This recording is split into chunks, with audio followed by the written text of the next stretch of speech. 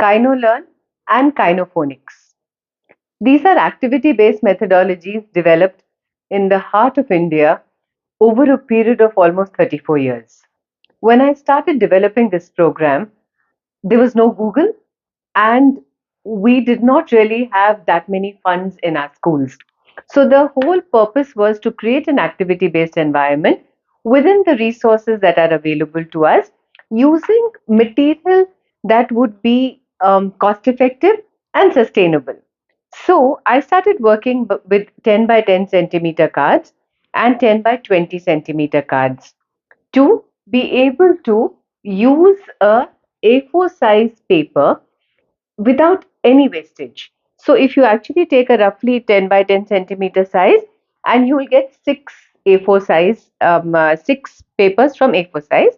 And if you take a 10 by 20 centimeter cards, it will be about three cards in one A4 size. Now, this was the way I wanted to work because this was the only way I could sustain a lot of activities in my classroom. So, this became my way of working. Now, size of the flashcards. A lot of people tell us they should be that big. When you have such big flashcards, it's okay if it is a teacher resource, which the teacher is flashing at the children. But if you want to create dynamic pockets, you want to create puppets, you want to create reading walls, you want to create phonic walls, you want to create your smileys, then how do you create it without wasting any material? So this 10 by 10 actually enables us to do that. For example, if I want to make finger puppets, I use a 10 centimeter by 10 centimeter card and actually paste it to make my finger puppets. So anything that I make, I try and make it with this dimension. So this helps the teachers and the schools organize their material well. For example, you have a story of the duck and the chick where the chick keeps copying the duck and you want the children to have puppets. So how can 40 children have puppets? Well, you can actually take a 10 by 10 centimeter card, fold it into four, and very, very simply cut it in the shape of ducklings and chicks, and you can very easily make resources for your 40 children. So for making 40 ducks, you all you need is 10 10 by 10 cards, and with each card you will make 4 ducks. The same way you will make chicks, you can paste them onto ice cream sticks, and each child can actually have a chick and a duckling to manipulate and do a story. Or, for example, you want to do sequencing cards. Then we divide it into display material, which is dynamic, as well as material which the children will work in front of them. So the display material works with a 10 by 10 and a 10 by 20 dimension. And if you notice this side, you can actually read all the words. If you actually see these cards, they're very, very clearly readable by the children. Now, what happens when we use smaller flashcards?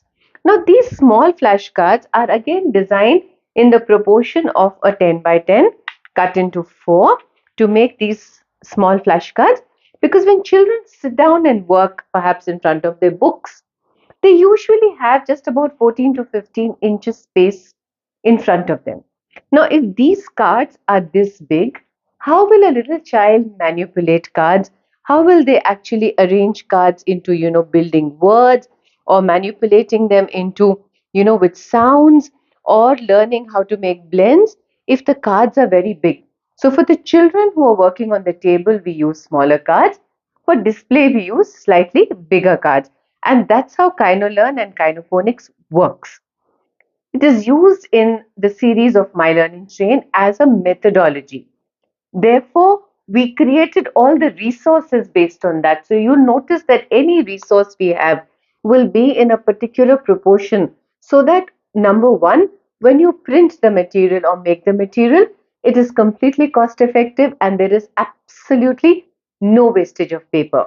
Plus, if you know the dimensions of what you're going to build as display, there is absolutely clear understanding of how many charts or how many cards it will take to create your display material. So therefore, anybody who is working with Kinophonics or Kinolearn also has to understand that there is no point showing a poster like this to the children. I would rather prefer that this can be actually broken up or torn or pasted into stick puppets, and six pictures are created for every letter or sound. And then you can actually plan upper and lower case matching. You can get them to match the core symbols, and then they can go searching for six more symbols. You can mix six more pictures. You can mix up pictures. You can create a whole lot of dynamic activity in your classroom. That is the reason we have kept the proportions in such a manner. For example, if you want the children to actually search for material, or you want them to say that okay, find the cards, or you want them to trace, this material becomes very easy for the children to handle and very, very easy for the teachers to print and store. So, Kinolearn and Kinophonics are activity based methodologies developed to leverage every little bit of paper and use very simple resources and stationery to create a whole lot of learning resources. And I hope this helps you to understand why we have this proportion for activities in the classroom with 1400 flashcards, so much of dynamic material, learning, and in so many variations you can do activities, even to the extent that if you see paper, for example, I've taken you know um a card, cut it into 10 by 10, and I draw a figure, like maybe I could draw a flower,